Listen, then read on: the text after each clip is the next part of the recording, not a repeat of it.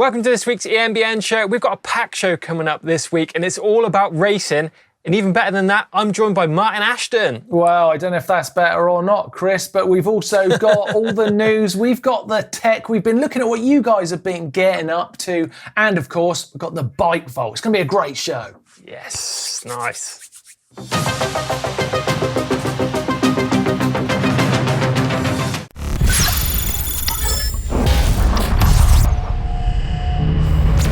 Yes, and welcome to this week's show. And as I mentioned, it is packed and we are going racing.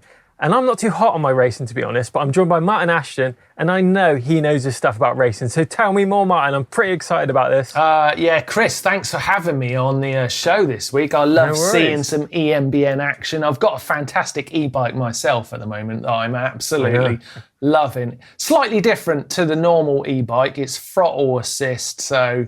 yeah, cheating a little bit, but mate, it works. I didn't say you're still out there having a good time. That's what it's about. So good, so good. So I'm super hyped on e-bikes at the moment, and that means I'm especially excited about this. Have you heard about this new series, the EWS-E series? Oh my God. I have, and I'm super excited about it too, but tell me more about it. You know, it's not my hottest point. I've been reading up on it, man. I've been reading up on it. It's so good, right? So the series is going to feature 3 rounds. First for this first year, it's in Europe, it's Switzerland, Italy and France are the rounds. Obviously it's a bit sort of truncated at this end of the year because of COVID, but that will be the Enduro World Series e-champion winner by the end of this series. So that's a really amazing title in e-bike, racing. I mean, it's such a new form of racing, but you know, we're going to start seeing this, the history of this new sport suddenly start coming together. Cool, isn't it? An Enduro E-Series champion. That's going to be pretty cool. So do you want to hear about the format? Let me tell you about the format and how it Tell me about the format, how it's going to actually work. I just think it sounds so good, so good. So 2 days of stages with a mixture of trails, epic climbs and descents. Important for e-bikes actually is the climbs, you know, so there's a big difference to the normal EWS. There's a pro race, and then there's also 2 amateur events. So there's the EWS 100, which means you would be riding the exact same course as the pro event. And then there's the EWS 50, where you'd only be riding the EWS E50% of the course. So there'll be bits of the course picked out that equal around 50%. So you could go along, not have to take on the full pro course, but you'd have ridden an EWS E-Series event. You'd have been riding along with the top riders.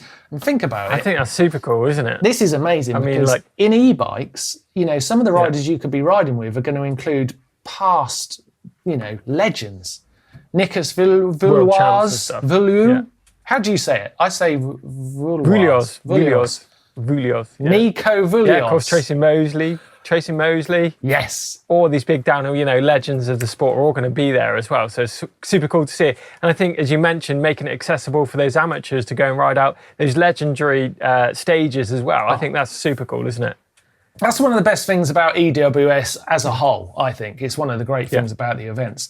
The races will be 6 to 7 stages per day, so not easy days, including one very short, I love this, one very short technical climb as a special stage. Now that gets me really excited, because that's what we all love doing on the e-bikes, isn't it? Must be like a trialsy stage and something like that. I'm imagining, like, you know, steep, rocky climbs, probably unclimbable on a regular bike, but sticking them in an e-bike stage, you know, is going to show those tech climbers up, you know. Probably, you know, Steve Jones, I think, is heading out there for Zermatt, so I'm expecting to see cleans on all those sections. Yeah, and I mean, that'll give the event a very different feel. There's also going to be some time stages and special stages that count towards final time and race results. So there will be like in the normal EWS, you've got like a Queen stage. Well, in the EWS-E, we're going to have some different stages that are called the power stages, which means that you can earn some extra points if you win those ones towards your overall. So it's going to be an absolutely incredible event. There's some real cool details about it as well, because The course is made of 3 loops, and after each loop, you've got a 40-minute break so you can charge the battery. You can take more than one battery on your loop, actually, but you have to take it on the bike. So, so not in the backpack. That's something that they've really thought through, and they've also looked into, they've been seriously looking into this, testing to make sure that basically no one's cheating the system in terms of power on their bikes. De-restriction and exactly. Yeah, so they put a lot of time into that to make sure it's a very fair race, but they've also left enough space for battery technology to really advance, because obviously that's a fast-moving part of the tech on e-bikes. Definitely. So they haven't put any limits in terms of battery size and battery power output, but they are going to control that, you're going to be strictly kept down to that. I think, is it 25? Let me just look for the details. It is, you'll be restricted to that 25 kilometre per hour. Per hour for top speed and stuff. So the limiters are definitely going to be working there. So no de-restricted bikes, which is going to be a big advantage there if you're riding a de-restricted bike against those guys. Yeah. But what I want to see is who we're going to see at these races then. Big names, come on, there's got to be some big hitters there. Well, I think you're going to see some sort of super names from the past, as well as some fresh faces. I mean, Moustache are the only team to have like a pro team up together. So there's Olivio Giardanengo and Diego Giardanengo on that team, as well as Kelly Muller and Jerome Galou. But I think you've also got to be thinking about riders like Marco Fontana, Fabian Burrell, Nico Vulioz. How was that? That was better. Remy Absalom, like that one. Nicholas Queer, Florian Gollet, Tracy Mosley, of course, Natalie Schneider. Those are just a few people I've got on my list. But I mean, some of big those hitters there, big hitters. Big hitters. I mean, I would love to be able to go to an event and ride an event that Nico's in. That would be sick. Yeah. Actually, you know what? Let's put it on the list and get out there. Put it on the list. And I tell you what, I think next year, I was thinking of doing an EWS, and I think I might be putting an EWS-E series event on my list as well, because definitely. This stuff I know Steve's heading out to the round at Zermatt, so so he can give us an insight view of what it's like. But definitely that's on my to-do list for next year. So let's do it together, Mark. Let's do it. Let us know down in the comments box about what you think about EWS-E racing.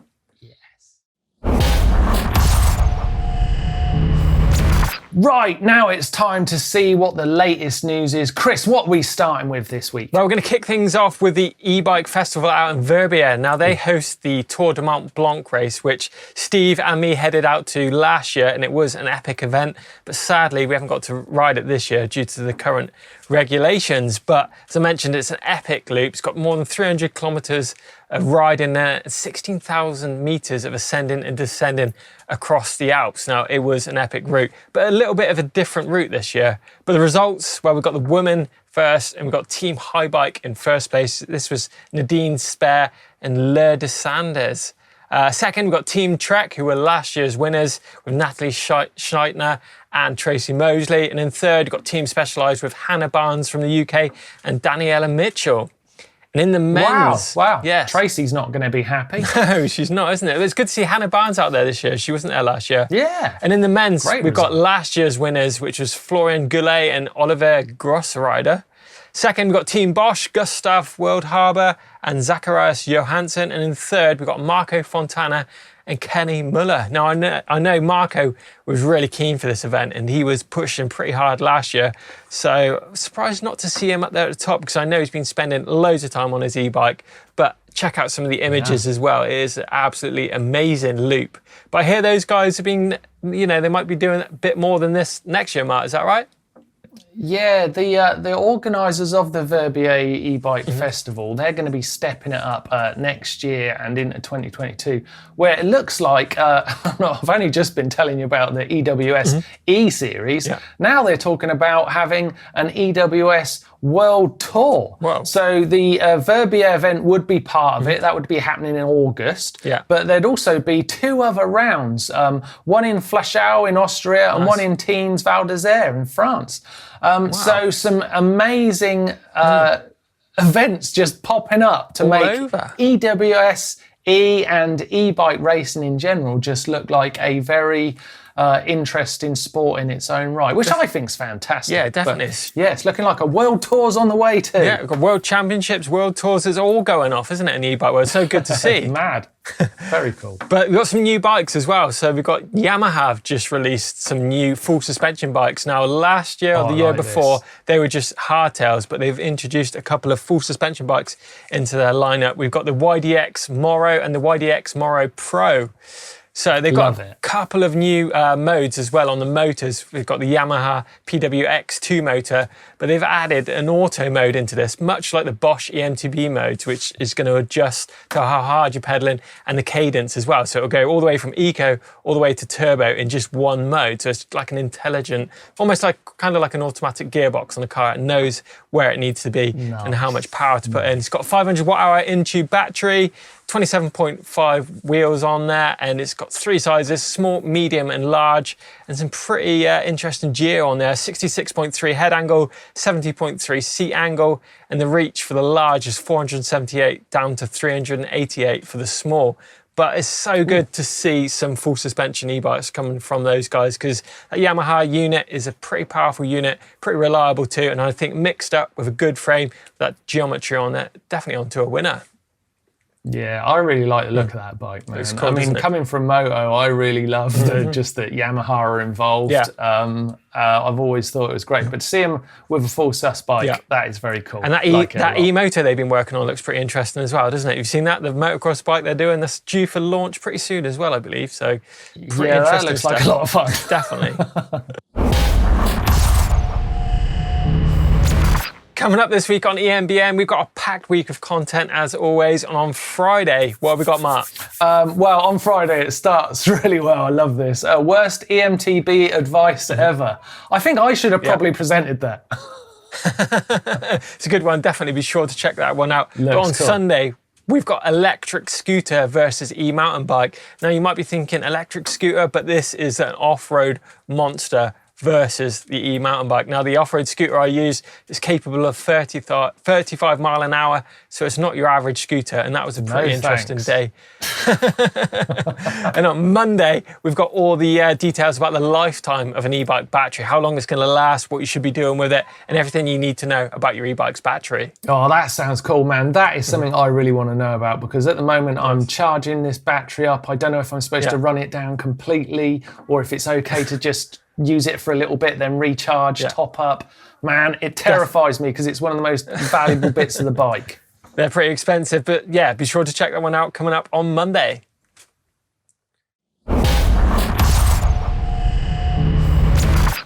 Okay, let's take a look at the comments and questions you've got from our videos, mainly this week, coming from the Ultimate E-Bike Stage video with Steve and Georgia.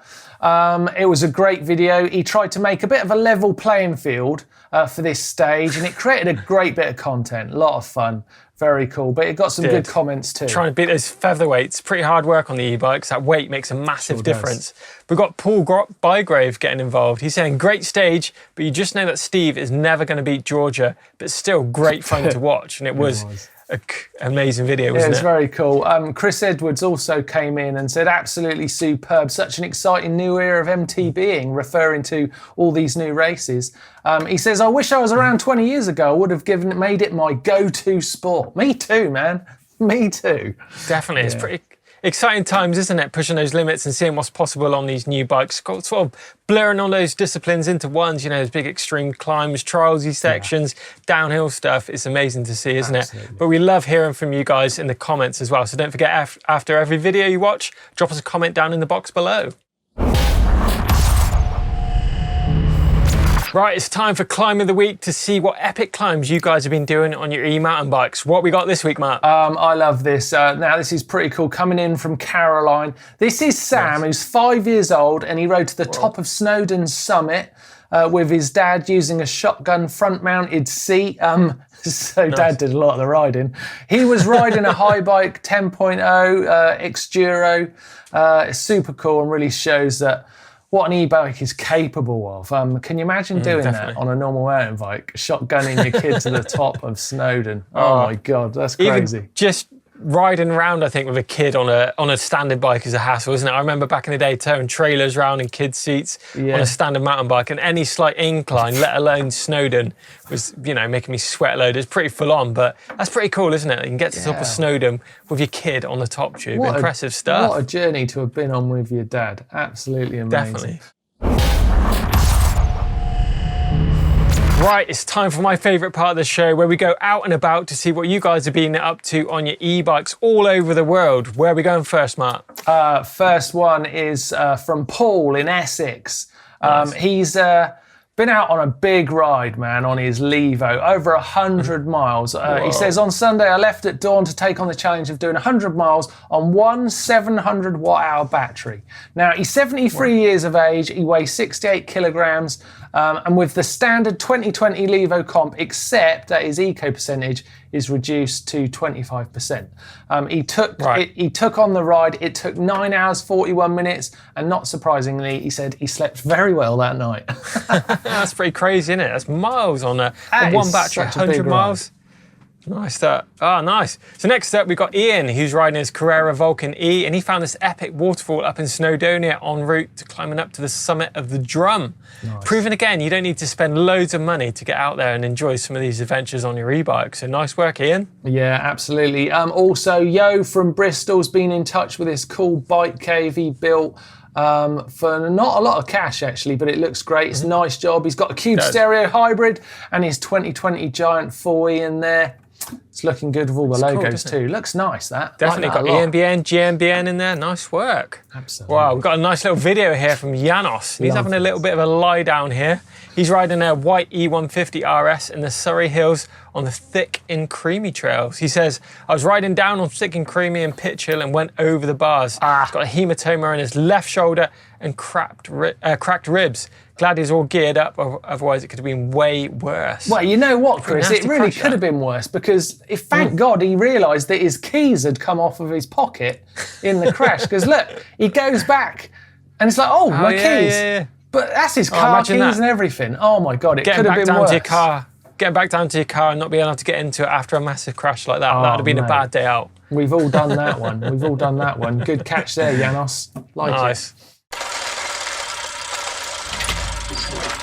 Right, it's time for my favourite bit of any show. It's the bike vault. Let's get in there. Nice. Kicking it off with this epic backdrop is Paul. He's got a Kenevo Comp 2020 model. He's out in Nant-Yarian. Is that right, Mark? Aberystwyth? Nant-Yarian. Nice, you got it. He's out for an evening ride with his mates. Now, what do you think about that shot? What are you thinking? I think that's got to be a nice. It's nice for sure. Nice. It's definitely nice. It's nice. It's a nice bike. Definitely. It's a nice bike. Can't be wrong. Well, we've got in the background there. Pretty crazy shot. Looks like some rusty Rams in the background there. This is from Leicester. It's a Giant Stance E Pro. It's in the National Cycle Route 66 near Cleckheaton in West Yorkshire in the UK. Nice. Great morning ride, exploring the countryside and local trails. 31-mile round trip. Nice. I think that's another nice shot actually, there, Chris, to be honest. Yeah, definitely. Yeah, definitely. Look how high up he is above the river here. This is Daniel. He's on a Merida E160 Limited model 2020. He's out in Sydney, Australia, and Bantry Bay. Socially distanced Saturday whilst lost riding the local trails and come across this lookout. And I think that is an amazing lookout. That's got to be our first super nice. Yeah, that's a super nice. Stepping it up there. Yeah. Like it.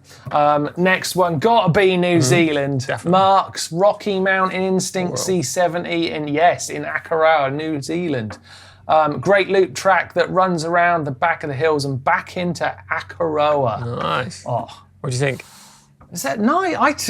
I'm on two minds on this one, dude, but maybe nice. I don't know. Well, it's up to you. Nice, I reckon. Got a little bit of railway action going on here from Anthony's on his Trek Powerfly 7 2021 model at Oxenhope Station. He says, easy hilly ride on my new bike. And I think that's got to be another super nice. You're getting all the super nices this week, Chris. It's doing my head in. Right, more railways and e-bikes here from David. He's got an Orbea Wild FS.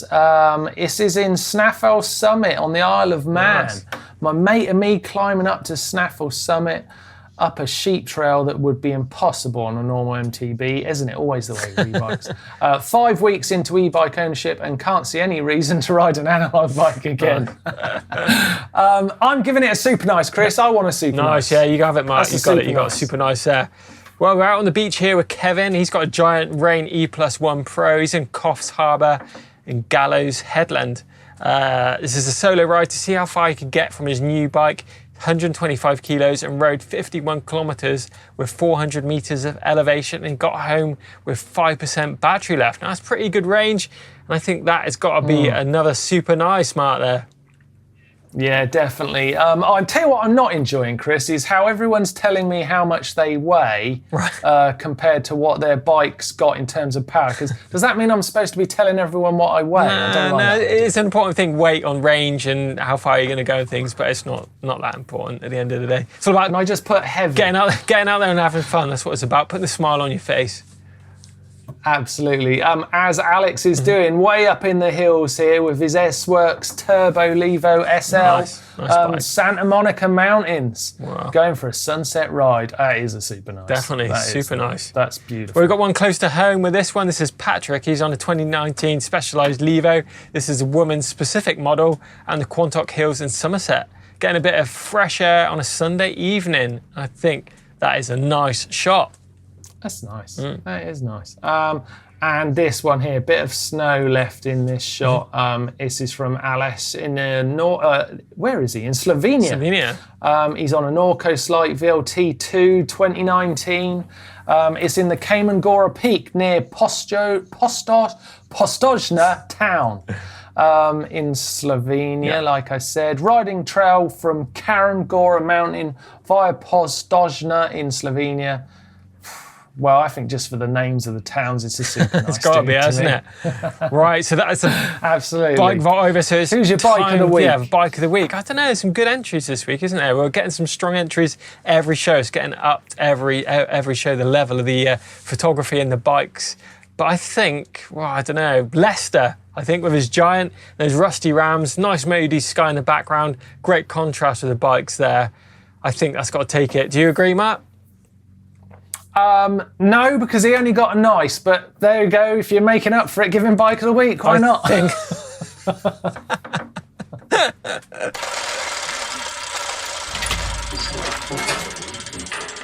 Well, sadly, that is it for this week's show, Mark. It's all over. But I'd love to hear from you guys about what you think about EWS-E Series. Are you super excited to see that happening? And what do you think about e-bike racing in general? Get involved in the comments box down below. Absolutely. It's the start of a new era. Get excited. Definitely. Make sure you love, like, and share on all your social platforms.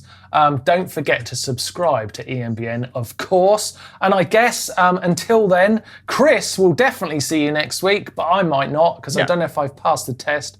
But if I do, I'll see you then. Cool. Thanks for watching, guys.